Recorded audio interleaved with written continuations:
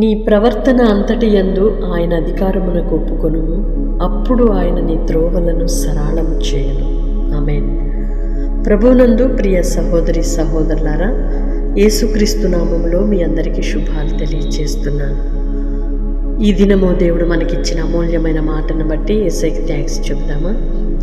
అనుదినము అనుక్షణము ఆయన కృపలో మనలను కాపాడుతూ భద్రపరుస్తూ క్షేమమును అనుగ్రహించి మరొక నూతన దినాన్ని మన జీవితంలో అనుగ్రహించినందుకై యేసయ్యకు కృతజ్ఞతాస్తుతులు చెల్లించుదుముగాక. నీ ప్రవర్తన అంతటి యందు ఆయన అధికారమును ఒప్పుకుంటే ఆయన నీ త్రోవలను సరళము చేయవాడై ఉన్నాడు. నీ మార్గములను సరళము చేయవాడై ఉన్నాడు.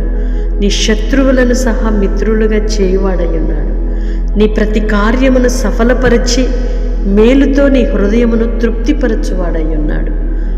నీ కన్నీటికి కారణమైన దానిని ప్రభు పరిష్కరించి ప్రతి సమస్య నుండి విడుదలనిచ్చి నీకు నెమ్మదిని అనుగ్రహించి నడిపించాలని ప్రభు అనుకుంటున్నాడు. కానీ మనమే మన జీవితంలో ఆయన అధికారమునకు ఒప్పుకొనక దేవుని యొక్క ఆధిక్యతను, ఆయన యొక్క చిత్తమును ప్రక్కన పెట్టి మన సొంత ఆలోచన, సొంత ప్రయత్నాలను వెళ్ళి కన్నీళ్ళు, ఆవేదన, కలవరాల మధ్యలో జీవితం గడపవలసి వస్తుంది.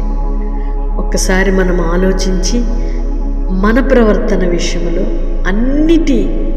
ప్రతి పరిస్థితిలోనూ దేవునికి అప్పగించుకొని ఆయన యొక్క ఇష్టానికి ఆయన చేతులకు సమర్పించుకొని ఆయన అధికారమునకు ఒప్పుకొని నడుచుకుందాము.